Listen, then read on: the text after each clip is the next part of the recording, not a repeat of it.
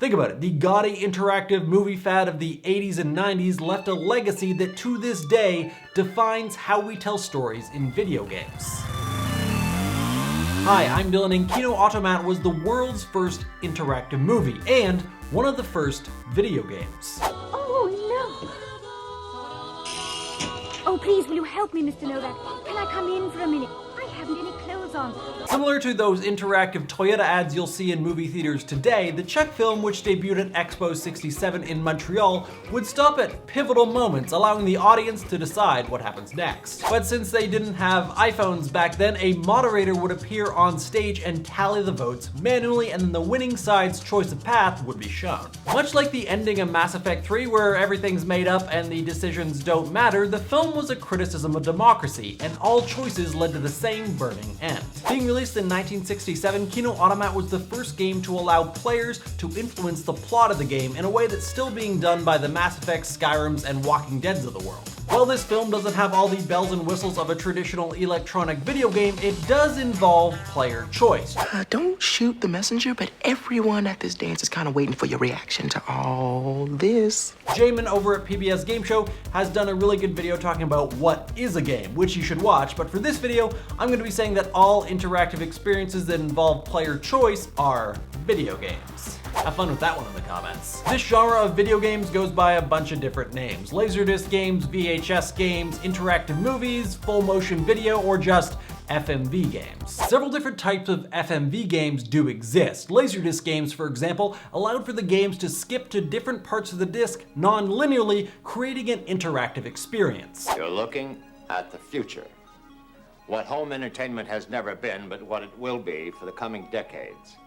You're looking at me on Laserdisc, a new technology that may be the most important entertainment media and educational tool yet devised. Dragon's Lair was a very popular one that spawned a ton of knockoffs. The game was basically a movie that at certain points you could control the actions of the main character by pressing different buttons. Interactive movies pioneered what we know today as QuickTime events. Games like Heavy Rain, Resident Evil, Telltale's Walking Dead, among many more, rely heavily on QuickTime events for gameplay, dialogue, and plot advancement. And despite FMVs being rather costly to animate, they did make a bunch of money off of players, because the only real way to know how to beat the game was to lose at the game over and over again, dumping bags upon bags of quarters into the arcade. Not at all dissimilar to the microtransactions that have wormed their way into almost everything today. This being a key feature in FMV games led to an extreme lack of replayability. I mean, once you beat it, there was no alternate way to beat it, so you'd never want to play it again. Though games like Sega's Astron Belt featured gameplay on a backdrop of old Star Trek footage, allowing for more replayability, because the game didn't rely on the footage, it was different every time. While these games had little lasting appeal, they had a lot of lasting effect. 1983's Bega battle would change gaming forever. This game told its story through short videos that broke up the gameplay. The world's first cutscene. Bega alone must face the alien Varga, who has cut a path of destruction across the continents. An integral feature in almost every modern video game that still has the community divided. All from a video game played over footage of the anime film Armageddon. I am Bega. It is my final task to save this planet from the alien Varga. Oh, how far we've come. Prove you are worthy of the Tata. Help us free our captive warriors, and I will give you the power you desire. I'll do it. Sort of. Bega's battle was also the first FMV to utilize branching storylines, allowing for different stories and outcomes in a game. They even made a console that plays VHS games called Action Max, and it used a light gun controller exclusively, meaning you could only play gun games, and there was no victory or game over state. Yeah, it didn't last very long. The series Tex Murphy, while not starting out as an FMV game, became one in its second installment. Like Bega's battles, it used short video clips to break up the elements of gameplay. We've got a new case and you won't believe who it involves. And despite a 15-year-long cliffhanger, it finally returned with its sixth installment in early 2014. And it's not the only new FMV game. I talked about Fort McMoney a lot last week, which is nothing if not an FMV game.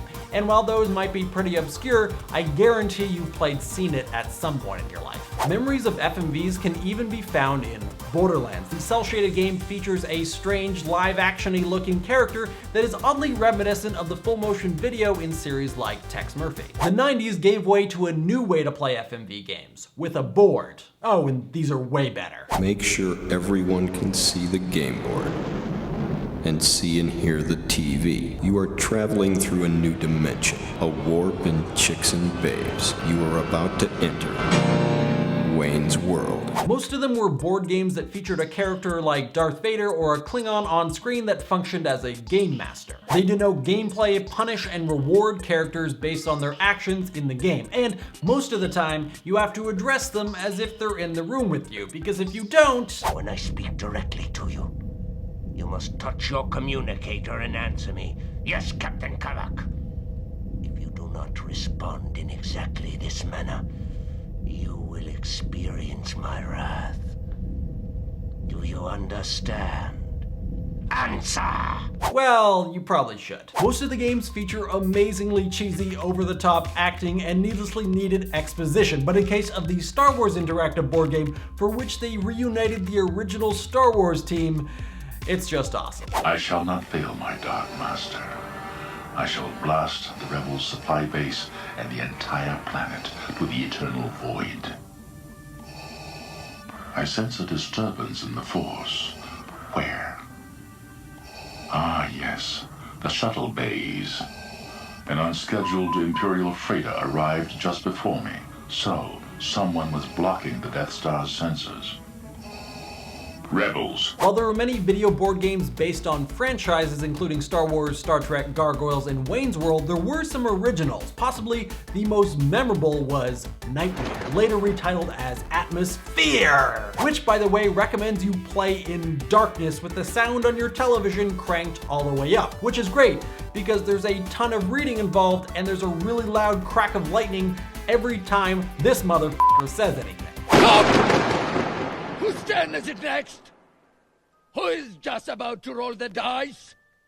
Answer me! The games typically run an hour long and the gameplay often revolves around racing against said time frame. Their popularity may have faded in the late 90s, but their legacy lives on. And no, not just in that episode of Community. With more and more games experimenting with second screen gameplay, we're seeing a return to the dual nature of video board games. And to be completely honest, I'm not entirely sure that any of these new second screen games are better than this Hulk Hogan wrestling video board game, which is just a clip of short wrestling matches that assign you random points as you play. Interactive movies or full motion video games may make you cringe, but their legacy is still defining how we make and play video games. From cutscenes to QuickTime events to microtransactions to branching storylines to second screen gaming, we just can't seem to escape the nightmare that is the early 90s. See what I did there? Not bad. What do you guys think? Are modern video games being constrained by old thinking? Let me know in the comments, and if you haven't already, be sure to click right on my page to subscribe, or at least think about it. Can a video game be non-fiction? Let's see what you guys thought. Norcal Bowhunter says that no, video games can't be non-fiction unless all freedom was removed. I assume by that you mean that all bias to influence events is removed, and I think that's not entirely fair because there's a lot of documentaries and pieces of nonfiction, I'd say actually all of them, completely influence through their bias what they're talking about. There's no true piece of nonfiction. Advanced Stupidity, great name by the way, comments saying that Telltale Games could do a game that's sort of based on oral history of something, like maybe it's not a very specific history that's written down in a history book and studied, but maybe a story that's passed down orally through the generations. That way it allows for sort of error and bias and room to play within the story. That's actually a really cool idea. I think that'd be a really good way to escape people's criticism of the fact that it's not entirely nonfiction, because we don't know exactly what happened. I'd love to see World War Z, the oral history of the zombie apocalypse, told as a Telltale game. That would be cool. Which is actually kind of just The Walking Dead now that I'm thinking of it. Oh man. Thank you, Mr. Pat, for this comment. It's amazing. No, nothing can be purely non-fiction. Tom Foodie wants to know for some reason if I know the entire Halo story. I kind of do, and he wants to know what it is. It'll take like 5 games at this point. Esther Wong points us to a docu-game called Friday Night at Freddy's, which is apparently a docu-game about a murder at Chuck E. Cheese, which sounds awesome. Unless that actually happened, then it's sad, but kinda cool, right? Did they kill the Chuck E. Cheese guys? Because that dude is annoying. What's he doing? He's a rat? Why do we send our children to play somewhere where the mascot is literally a filthy rodent? I don't understand.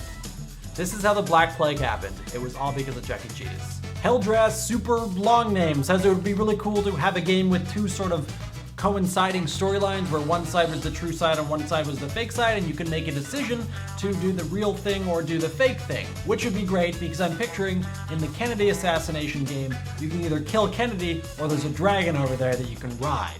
I'm going with the dragon. Thanks for watching, guys, and I'll see you in the comments.